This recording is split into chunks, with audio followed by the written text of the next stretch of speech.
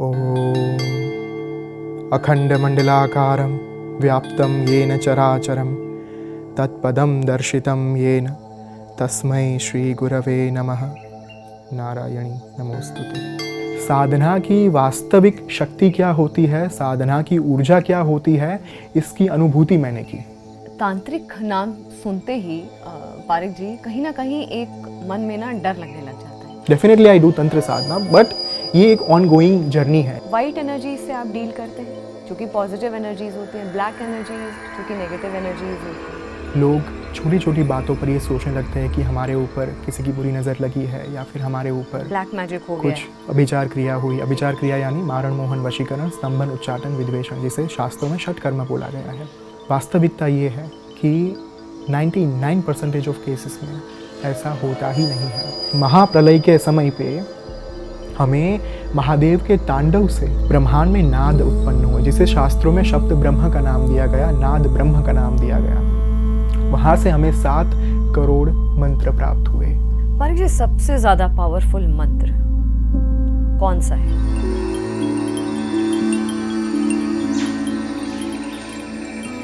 नमस्कार, जागरण मंथन में आप सभी का स्वागत है। मैं हूं स्मृति रस्तोगी। हमेशा की तरह जैसा कि हम आपके सामने अलग अलग सब्जेक्ट्स लेकर के प्रस्तुत होते हैं, आज भी जो हमारा उद्देश्य है वो ये है कि आपके सामने कुछ अलग और कुछ नया विस्तार में लेकर के प्रस्तुत हों। और इसी विस्तार को लेकर के जब मैंने बहुत सोचा तो ये समझ में आया कि आजकल मंत्र, तंत्र, black magic, negative energies, positive energies को लेकर के बहुत सारी चर्चाएं हैं। ऐसी चर्चाओं के बीच में सही ज्ञान होना बहुत ज़रूरी है। और जब सही ज्ञान की बात हुई तो एक नाम आजकल बहुत पॉपुलर है, वो है परख ओम भट्ट जी का नाम। तो आपने बिल्कुल सही पहचाना, हमारे साथ यही पॉपुलर नाम आज स्टूडियो में है। परख जी, आपका बहुत बहुत स्वागत है। थैंक यू स्मृति जी। और पूरे जागरण ग्रुप जो है, दैनिक जागरण ग्रुप, उसका मैं तहे दिल से हृदयपूर्वक आभार व्यक्त करता हूँ। और I just wanted to ask, मैं आपसे एक प्रार्थना करना चाहता हूँ कि अगर हम इस सेशन की शुरुआत देवी स्तुति के साथ कर पाएँ तो ये बहुत अच्छा रहेगा। बिल्कुल बिल्कुल बिल्कुल परख जी। ओम अखण्डमण्डलाकारं व्याप्तं येन चराचरं तत्पदं दर्शितं येन तस्मै श्रीगुरवे नमः। श्रीविद्यां शिववामभागनिलयां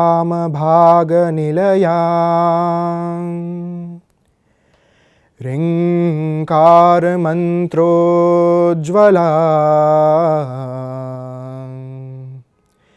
श्रीचक्राङ्कितबिन्दुमध्यवसतिं श्रीमत्सभानायिका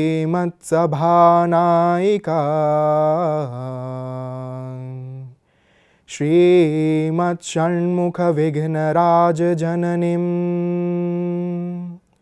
श्रीमज्जगन्मोहिनीं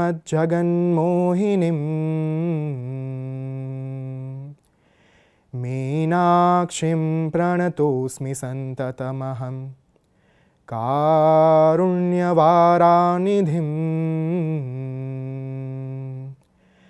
सिन्दूरारुणविग्रहां त्रिनयनां माणिक्यमौलिस्फुरत् तारानायकशेखरां स्मितमुखीं आपीनवक्षोरुहां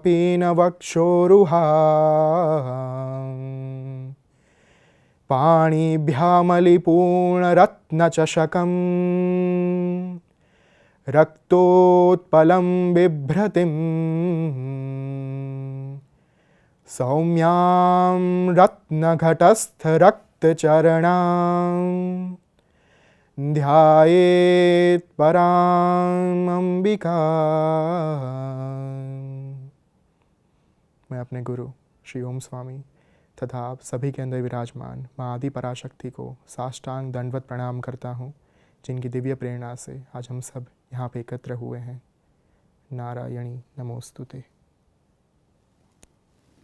काफ़ी एनर्जाइज्ड हो गया है पारिक जी। ये जो स्टूडियो का एटमॉस्फेयर है, मैंने सोचा नहीं था कि इस तरह से शुरुआत होगी, लेकिन बहुत पॉजिटिव, बहुत ऑस्पिशियस नोट पर हम शुरुआत कर रहे हैं अपने प्रोग्राम की। पहला सवाल आपसे यही पूछूंगी आपके वेयर अबाउट्स के बारे में। बचपन, परिवार, फिर 28 साल की महज उम्र है आपकी, तो ये जो जर्नी है कैसी रही, कहाँ से शुरू हुई, पारिवारिक थोड़ा आप बैकग्राउंड बताएंगे हमें? ओके, सो मेरा जो परिवार है, मेरे पापा के साइड का जो पूरा एक परिवार है वो पंडित परिवार था। और मेरे पापा के परिवार में बहुत सारे ऐसे पंडित हुए जिन्होंने साधना के मार्ग पर उच्च कोटि की साधनाएं की, जिन्होंने गायत्री जो उपासक रहे, और महाकाली की भी बहुत सारे लोगों ने साधना की थी। तो पूरे परिवार के आप कह सकते हैं कि जीन में ये जो है आध्यात्मिकता वो इनबिल्ट आई थी। और बचपन से ही शायद मैं इसे माँ की ही कृपा मानूंगा, क्योंकि मैंने अपने जीवन में तो कोई ऐसे कर्म नहीं किए जो मुझे इतनी कृपा के पात्र बनाए। लेकिन बचपन से ही मुझे देवी माँ के प्रति बहुत ही ज़्यादा एक खिंचाव था, लगाव था, प्रेम था, बहुत ही समर्पण था उनके लिए मेरे हृदय में। और वहाँ से मेरी जर्नी की शुरुआत अपने आप ही हो चुकी थी शायद। और शायद मैं 8-9 साल का रहा होऊंगा उस समय से देवी भागवत पुराण और बहुत सारी अन्य जो हमारे ग्रंथ हैं, हमारे जो शास्त्र हैं, उनको मैं खरीदता था। हालांकि मुझे संस्कृत पढ़ना नहीं आता था, लेकिन जो ग्रंथों के ऊपर फ़ोटोज़ रहती हैं, पिक्चर्स जो माँ की बहुत सुंदर वहाँ पे ड्रॉ करी हुई होती है, उसे देखकर मुझे बहुत ही ज़्यादा प्रेम आता था। फिर आगे जाकर 11, 12, 13 साल की उम्र में वो पढ़ना मैंने शुरू किया। इन बिटवीन 12 साल की उम्र में मेरे जीवन में मेरे सबसे पहले एक आप कह सकते हैं मेंटर आए, गुरु आए, जिन्होंने मुझे दुर्गा सप्तशती का ज्ञान दिया। दुर्गा सप्तशती में से मुझे कुछ कुछ साधना जो है वो बताई गई, जो मुझे अर्थ नहीं पता थे किसी के भी, लेकिन मैं बस भाव के साथ करता था। और मेरे हृदय में इतना ही था कि मुझे भक्ति करने में आनंद आता है। इसी वजह से सभी नवरात्रि, जो हमारी 4 नवरात्रि रहती हैं पूरे साल में, उन नवरात्रि के दौरान मैं माँ की उपासना करता था। सुबह जो रहता था मेरा स्केड्यूल कि सुबह 4, साढ़े 4 बजे से लेकर 6:30, 7 बजे तक मैं माँ की उपासना करता था, और फिर मैं स्कूल जाता था।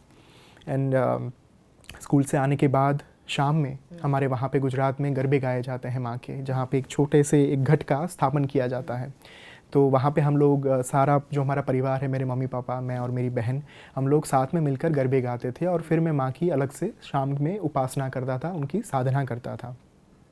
तो शायद वहीं से मेरी यात्रा की शुरुआत हो चुकी थी, लेकिन मुझे ये अनुमान नहीं था उस वक्त कि माँ ने आगे जाकर क्या क्या सुनिश्चित किया है मेरे जीवन में। सो कट शॉर्ट, आगे जाकर मैंने इंजीनियरिंग किया, इलेक्ट्रिकल इंजीनियरिंग 4 साल बड़ौदा से। और उसी दौरान मेरी लिखने की यात्रा शुरू हुई, मेरी लेखन यात्रा शुरू हुई।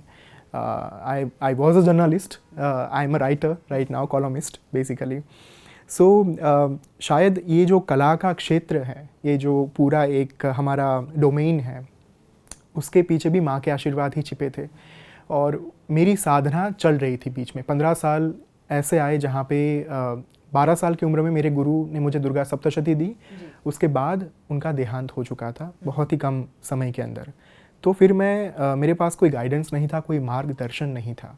फिर मैं अपने आप से ही आगे बढ़ रहा था, लेकिन एक पॉइंट ऑफ टाइम के ऊपर मेरी जो यात्रा थी वो रुक चुकी थी, वो अटक गई थी। एंड देन 2021 में मेरे जीवन में ओम स्वामी का आगमन हुआ।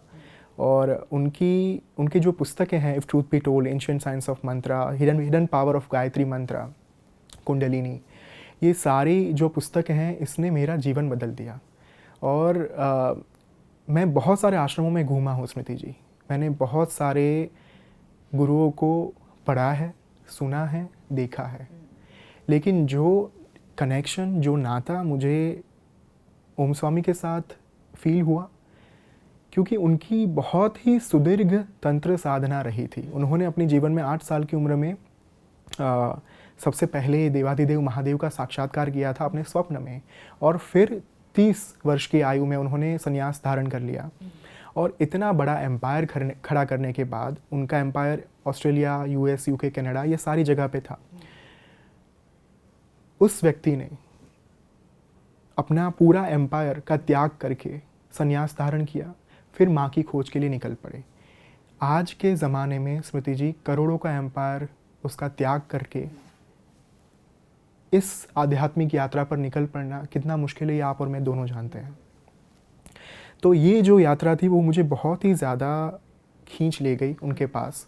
और फिर जैसे जैसे जैसे मैंने उनके बारे में पढ़ना शुरू किया, जैसे उनके द्वारा सूचित की गई साधना मैंने करने की शुरुआत करी, मैं जहाँ पे रुक गया था ना, जहाँ पे मेरी यात्रा अटक गई थी, वहाँ से इतनी ज़्यादा तीव्रता के साथ 2021 के बाद मेरी यात्रा आगे बढ़ी कि मैं आपको शब्दों में बयां नहीं कर सकता। साधना की वास्तविक शक्ति क्या होती है, साधना की ऊर्जा क्या होती है, जब आप शास्त्र में दी गई साधना को विधि विधान के साथ करते हैं, उस समय पर एक व्यक्ति के जीवन में क्या क्या बदलाव आ सकते हैं, क्या क्या परिवर्तन आ सकते हैं, इसकी अनुभूति मैंने की। तो यही मेरी एक यात्रा ब्रीफ में थी। और बस अभी भी मेरी यात्रा जो है वो चल ही रही है, इसलिए मैं अपने आप को साधक की उपमा देता हूँ। मैं अपने आप को कोई तांत्रिक नहीं बताता, या फिर डेफिनेटली आई डू तंत्र साधना, बट ये एक ऑन गोइंग जर्नी है जहाँ ये इतना बड़ा समुद्र है जिसका कोई अंत नहीं है। ये पूरी ज़िंदगी चलता रहता। हम पूरी ज़िंदगी यहाँ पे एक विद्यार्थी बनकर ही रह सकते हैं। हम कभी ये नहीं सोच सकते कि हमने सर्वोच्च कोटि का जो है ज्ञान प्राप्त कर लिया या फिर हमने कुछ अचीव कर लिया, क्योंकि ये यात्रा जन्मों से चली आ रही है और आगे जन्मों तक चलने वाली है। तांत्रिक नाम सुनते ही पारिक जी कहीं ना कहीं एक मन में ना डर लगने लग जाता है। मतलब मैं आधुनिकता की ही बात कर रही हूँ, कंटेम्प्रेरी वर्ल्ड की बात कर रही हूँ। अच्छा, तांत्रिक आ रहा है तो मतलब वो वेशभूषा उस तरीके से लगने लग जाती है, मगर आपने साधक बोला है खुद को, तो वाइट एनर्जी से आप डील करते हैं। एनर्जीज़ क्योंकि दो प्रकार की होती हैं जितना मुझे समझ है, वाइट एनर्जीज़ जो कि पॉजिटिव एनर्जीज़ होती हैं, ब्लैक एनर्जीज़ जो कि नेगेटिव एनर्जीज़ होती हैं। क्या मैं सही हूँ? मेरा आपसे एक सवाल है इसके जवाब में, न्यूक्लियर एनर्जी को आप पॉजिटिव कहेंगी या नेगेटिव एनर्जी कहेंगी? एनर्जी एनर्जी होती है। एनर्जी स्मृति जी एनर्जी ही होती है, लेकिन उसका किस उद्देश्य के साथ उपयोग किया जाता है, वहाँ से हमें जो है उसकी पॉजिटिव इम्पैक्ट आएगी या फिर नेगेटिव इम्पैक्ट आएगी, इसका हम अनुमान लगा सकते हैं। जैसे कि न्यूक्लियर एनर्जी को आप इलेक्ट्रिसिटी के लिए भी यूज़ कर सकते हैं, जनरेट करने के लिए, और वही न्यूक्लियर एनर्जी का उपयोग आप बम बनाने के लिए भी कर सकते हैं। तो it is all up to a person's intention, a purpose, कि उसका क्या हेतु है उस एनर्जी के पीछे का। देखिए, कोई भी ऊर्जा, कोई भी तंत्र साधना, चाहे आप किसी भी प्रकार की मार्ग की बात करें, दक्षिणाचार तंत्र, वामाचार, मिश्राचार, कौलाचार, समयाचार या फिर दिव्याचार, एक भी तंत्र का प्रागट्य कभी भी व्यक्ति को हानि पहुंचाने के लिए नहीं हुआ था। अच्छा। तो एनर्जीज़ कभी बुरी हो ही नहीं सकती, लेकिन अनफॉर्चुनेटली समय के साथ बहुत सारी चीज़ें हमारे साथ ऐसी हुई जहाँ पे हमने ऊर्जा का जो उपयोग है उसे अलग तरीके से अपनी स्वार्थ पूर्ति के लिए करना शुरू कर दिया था। और बहुत ही सुंदर एक श्लोक है ललिता सहस्रनाम में, अनेक कोटि ब्रह्मांड जननी दिव्य विग्रहा।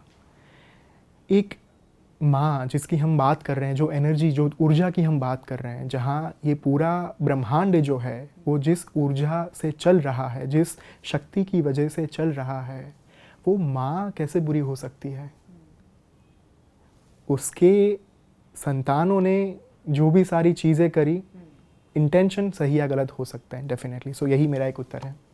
इंटेंशन सही या गलत हो सकते हैं, तो आप बहुत अच्छी बात है, क्योंकि साइंस भी ये कहती है energy can not be destroyed nor it can be eliminated. Energy will be there, but उसको हमको चैनलाइज करना पड़ेगा। उससे मेरा दूसरा सवाल ये है कि कई बार लोग एनर्जीज, जैसे आपने बोला ना, अच्छे उद्देश्य से, गलत उद्देश्य से, चलिए गलत उद्देश्य से किसी ने आपके लिए कुछ एनर्जीज जनरेट कर दी, चलिए किसी को गुरु मिला, उसने वो एनर्जीज उस पे से हटा दी, तो उन फाइनल उन एनर्जीज का क्या होता है, नेगेटिव एनर्जीज का?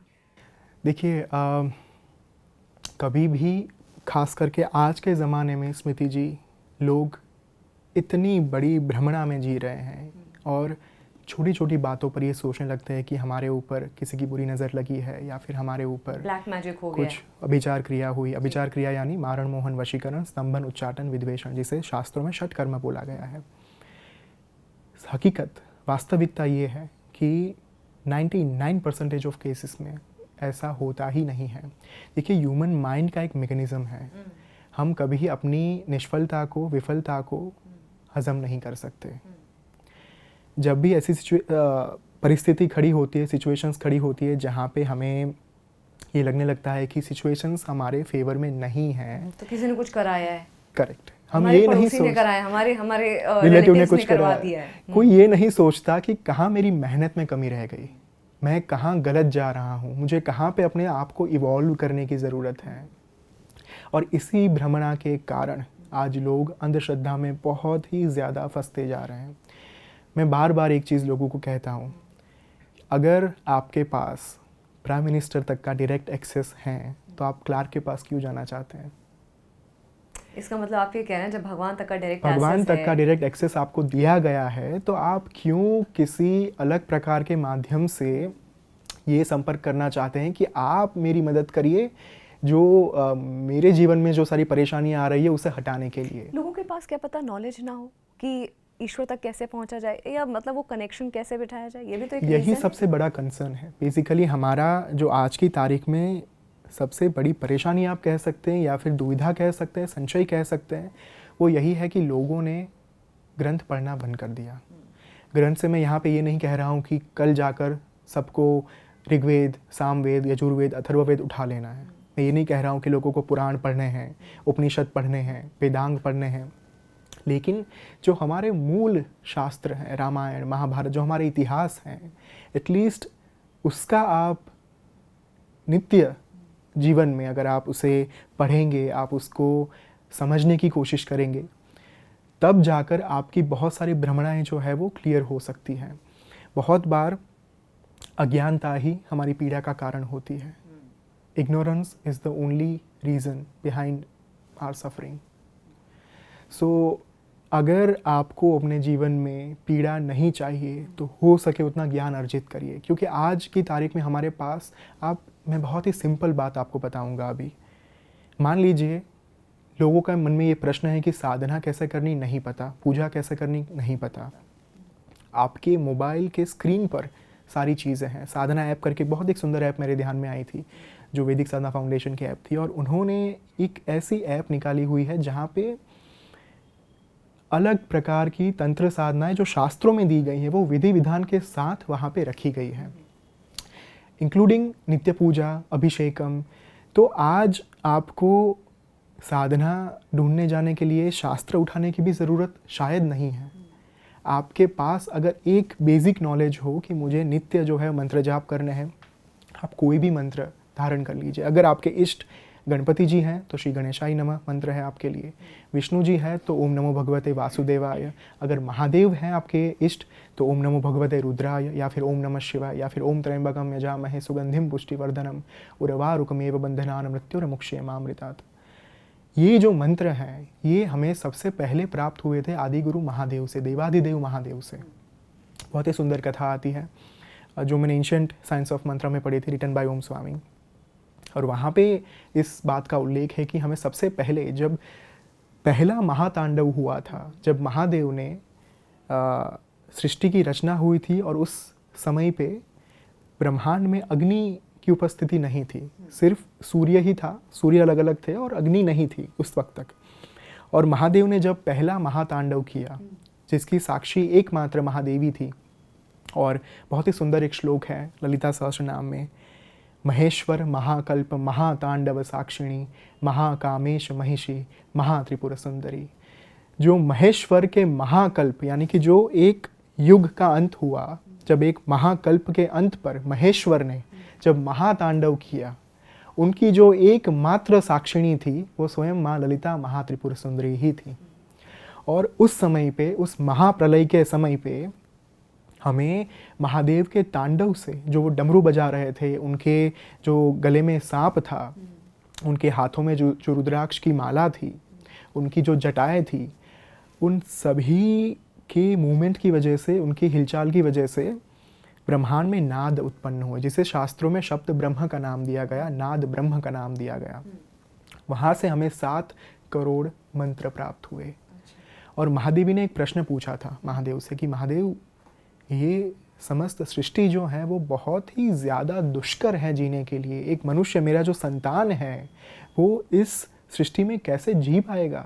आप कुछ उपाय बताइए कि वो अपने पीड़ा को कम कर पाए। और उस समय पर महादेव ने कहा था कि मेरे द्वारा जो 7 करोड़ मंत्र जिनका प्रादुर्भाव हुआ, जिसे अलग अलग ऋषि मुनियों ने मंत्र दृष्टा के तौर पर देखा, अगर कोई भी मनुष्य उन 7 करोड़ मंत्र में से एक मंत्र लेकर अपने पूरे जीवन में जाप करता रहेगा, सोर्स के साथ, स्रोत के साथ, मूल के साथ जुड़ा रहेगा, तो उसे अपने जीवन में कभी अज्ञानता या पीड़ा का सामना नहीं करना पड़ेगा। और यही बात स्मृति जी हम भूल चुके हैं आज के ज़माने में। और हम क्या चाहते हैं? हम चाहते हैं शॉर्टकट्स। एक मंत्र मुझे दे दो, 11 दिन जप करूँगा और मुझे फल चाहिए। मैं सिंपल लॉजिक आपको बताता हूँ। एक चट्टान है, पाषाण की शिला है, उसके ऊपर अगर आप 1 या 2 बार या फिर 10 दिन 15 दिन तक पानी जो है जल का अगर आप वो वहाँ पे छिड़काव करेंगे, छिड़केंगे, तो कुछ असर नहीं होगा। लेकिन अगर उसी चट्टान पर पानी की एक बूंद लगातार एक ही फ्रीक्वेंसी के साथ एक ही स्थान पर बरसाई जाए, तो एक ना एक दिन उस चट्टान में वो छेद कर देगी। और मंत्र शास्त्र का विज्ञान भी यही कहता है आपको, you need to be disciplined. अगर आप अपने जीवन में वास्तव में सनातन धर्म का जो एसेंस है, जो सत्व है, उसका अनुभव करना चाहते हैं, एक डिसिप्लिन के साथ, अनुशासन के साथ मंत्र को अपनाइए। चाहे जो भी इष्ट, एक बहुत बड़ी भ्रमणा है कि गायत्री मंत्र नहीं करना चाहिए, स्त्रियों को या फिर दीक्षा के बिना नहीं करना चाहिए। This is the biggest myth.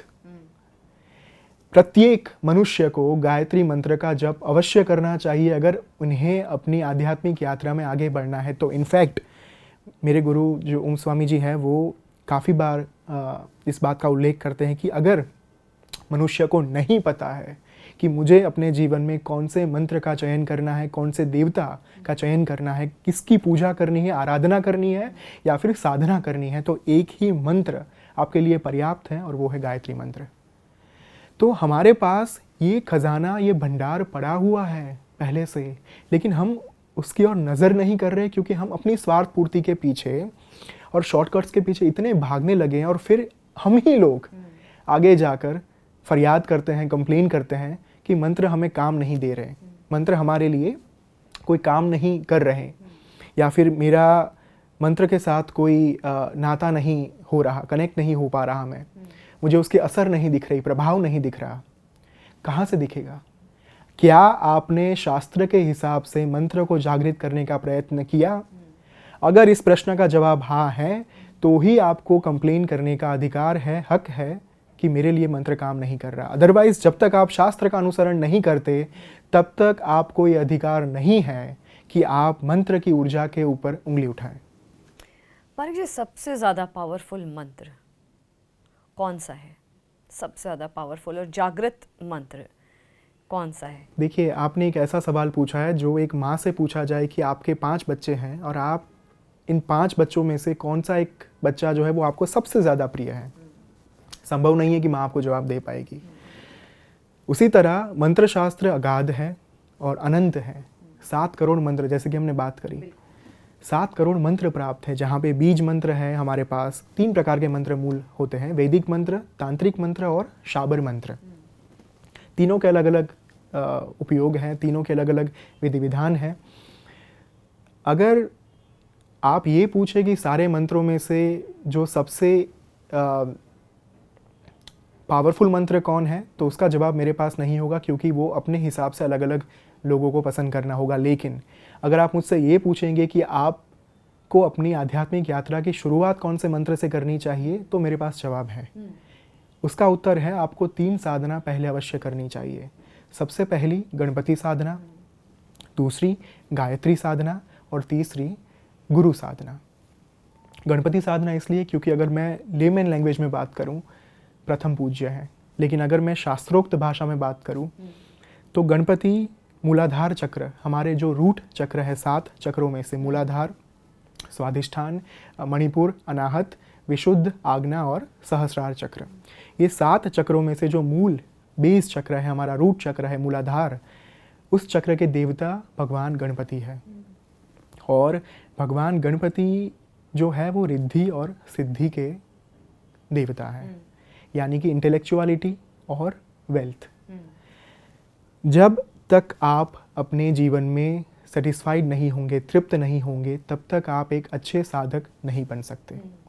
इसी वजह से जो भी इंसान ये मार्ग पर आगे बढ़ना चाहता है, जिन्हें अपनी आध्यात्मिक यात्रा को आगे लेकर जाना है, उन्नति प्राप्त करानी है, तो उसे अवश्य अपनी साधना की शुरुआत जो है वो गणपति साधना या फिर गणपति नाम मंत्र के साथ।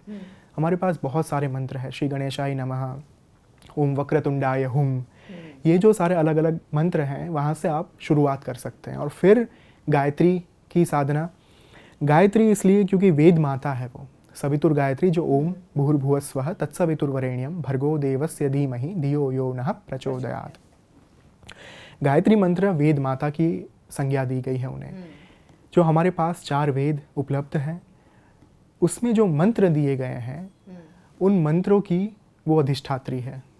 और जैसे एक लेखक को आप बुक लिखने के लिए रॉयल्टी देनी पड़ती है ना, वैसे ही ये 4 वेदों की जो माता है, हम जो मंत्र जहाँ से ले रहे हैं उसके लिए हम ग्रेटिट्यूड फील नहीं करवाएंगे, जब तक हमारे हृदय में एक कृतज्ञता भाव नहीं आएगा तब तक आपकी आध्यात्मिक यात्रा आगे नहीं बढ़ सकती। इसीलिए गणपति के बाद गायत्री की उपासना, गायत्री मंत्र जप, गायत्री के बाद गुरु साधना। सबसे बड़ा क्वेश्चन, आज के ज़माने में गुरु नहीं है तो क्या करें? और सही गुरु कहाँ से लाएं? सही गुरु कहाँ से लाए? देखिए, गुरु नहीं है इसीलिए शास्त्रों में गुरु साधना दी गई है। जैसे कि मैंने कहा आपसे कि महादेव जो है वो आदि गुरु हैं, सबसे पहले गुरु जिन्होंने सारे मंत्र हमें दिए। और महादेव की वजह से ही, देवाधिदेव की वजह से ही हमें मंत्र शास्त्र प्राप्त हुआ। अगर आपके पास गुरु नहीं है फिजिकल फॉर्म में, मानव गुरु, आपको महादेव को, आदि गुरु को साक्षी मानकर उनको अपने हृदय में, अपने अंतरात्मा में स्थापित करके उनसे प्रार्थना करनी है कि आप मुझे मार्ग दिखाइए आगे बढ़ने का। गुरु नहीं है इस वजह से ये नहीं करना है कि 10 जगहों पे जाकर किसी गलत गुरु के संसर्ग में आ जाना है, सानिध्य में आ जाना है। फिर क्या होगा, आपकी आध्यात्मिक यात्रा तो रुक ही जाएगी, नो डाउट अबाउट इट, पर आप गलत दिशा में चले जाओगे। और बहुत कम लोगों को ये बात मालूम है स्मृति जी कि जो हमारे महादेव हैं उनका जो लेफ्ट पार्ट है उसे तंत्र का नाम दिया गया है, और उनका जो राइट पार्ट है, दूसरा अंग, वो ध्यान योग का मार्ग है, अष्टांग योग का मान है, जो यम, नियम, आसन, प्राणायाम, धारणा, ध्यान, प्रत्याहार, समाधि। बहुत सारे लोग मैंने ऐसे देखे स्मृति जी जहाँ पे 15 साल उन्होंने सिर्फ ध्यान योग किया हो। ध्यान योग यानी निराकार मेडिटेशन, फॉर्मलेस मेडिटेशन, जहाँ पे कोई स्वरूप की पूजा नहीं की जाती। आपको सिर्फ ध्यान में बैठना है, अपने अंतरात्मा में, अपने आप में झांकना है और अपने चित्त को, अपनी कॉन्शियसनेस को वन पॉइंटेड कंसंट्रेशन के साथ निराकार परब्रह्म में एकाकार करना होता है। मैंने ऐसे बहुत सारे लोग देखे हैं जिन्होंने 15 साल सिर्फ ध्यान योग का मार्ग अपनाया हो और बाद में जाकर उन्हें ये रियलाइज़ हुआ हो कि मुझे तो मंत्र में रुचि है। मंत्र का मार्ग, उसके लिए आपको देवता की आवश्यकता होती ही होती है, क्योंकि हमारे पास जितने भी देवता हैं उन सब के अपने अपने मंत्र हैं, बहुत सारे वैदिक मंत्र है, तांत्रिक मंत्र है और शाबर मंत्र है, सभी देवी देवताओं के। आपको पहले तो ये जानना ज़रूरी है कि आप वाकई में मेडिटेशन के लिए बने हैं, ध्यान योग के लिए, या फिर आप मंत्र योग के लिए बने हैं, साधना के लिए बने हैं, मंत्र साधना के लिए। ये कैसे रियलाइज़ होगा? ये आपको प्रयोग करना पड़ेगा। 11-11 दिन सिंपल मेथड है जो मैं फील करता हूँ कि सबको एक बार अपने जीवन में ट्राई करना चाहिए, अगर उनको ये दुविधा है कि मेरा मार्ग कौन सा है। 11 दिन तक मेडिटेशन करें, कोई स्वरूप को नहीं विजुलाइज करना है। क्या विजुलाइज करना होगा पारिक? एक आप मान लीजिए दिए की ज्योत, उस ज्योत को आप विजुलाइज कर सकते हैं यहाँ पे। हाँ बिल्कुल, आज्ञा चक्र जो हमारा तीसरा नेत्र होता है वहाँ पे आप उसे विजुलाइज कर सकते हैं और उसके ऊपर फोकस करके अपने आप को आधा घंटा, 15 मिनट, 20 मिनट जो भी आप दे सकते हैं, 11 दिन तक एक मेडिटेशन का एक डिसिप्लिन बना के, रूल बना के उसे आप करें। वो 11 दिन खत्म होने के बाद, थोड़ा ब्रेक लेने के बाद 11 दिन आपको एक मंत्र को ले लीजिए, जो भी आपके पसंदीदा देवता हैं, जिनके प्रति आपको हृदय में बहुत ही भाव आता है, जिनकी पूजा करने में आपको बहुत आनंद आता है, भक्ति, समर्पण और भाव, ये जो 3 चीज़ें हैं, श्रद्धा बेसिकली आस्था हमारी, ये बहुत ज़रूरी होती है दोनों चीज़ों में। पहली जो निराकार मेडिटेशन है, वहाँ पे आपको श्रद्धा अगर नहीं होगी, समर्पण नहीं होगा, चल जाएगा, क्योंकि वहाँ पे आपको किसी के प्रति, किसी को विजुलाइज करके अपने आप को वहाँ पे समर्पित नहीं करना है, सिर्फ मेडिटेशन है। वन पॉइंटेड कॉन्सेंट्रेशन के साथ आप लोग मेडिटेशन करना है। दूसरा, 11 दिन जो आप करें, वहाँ पे आपको एक देवी या देवता की छवि को अपने मन में धारण करके उनके एक सामान्य मंत्र को आप जप कर सकते हैं। चाहे 108 बार करें, चाहे आप 3 माला यानी कि 108 इंटू 3, हाँ, या फिर 5 माला करें। उस रूटीन के साथ आप 11 दिन मंत्र योग करें और दोनों का आप अपने आप से एक एवोल्यूशन करें कि इसमें से दोनों जो मैंने 11-11 दिन के अंतराल पे ये साधनाएं की, वहाँ पे मुझे सबसे ज़्यादा आनंद किस में आया। देखिए, मंत्र साधना का मार्ग भी अल्टीमेटली मेडिटेशन का मार्ग है, लेकिन उसमें स्वरूप आ जाता है, साकार स्वरूप आ जाता है, और मेडिटेशन में निराकार कोई फॉर्म नहीं होता। दोनों अल्टीमेटली ध्यान योग ही हैं, एक में मंत्र आता है, एक में मंत्र नहीं आता। तो इस माध्यम से, इस प्रकार से आप अपने जीवन में जो है वो चयन कर सकते हैं कि मेरा मार्ग कौन सा है। क्या मुझे महाकाली की उपासना करने में, या फिर मुझे भगवान कृष्ण की उपासना करने में ज़्यादा आनंद आता है, या फिर मुझे भगवान राम की, हनुमान की, जगदम्बा की उपासना करने में आनंद आता है, या फिर मुझे सिर्फ अपने आप में घुलने में, अपने आप के चिंतन में एक एकाग्रता के साथ, वन पॉइंटेड कंसंट्रेशन के साथ, निराकार फॉर्म के साथ एकाकार होने में मुझे ज़्यादा आनंद आता है। ये बात आपको अपने आप से डिसाइड करनी है।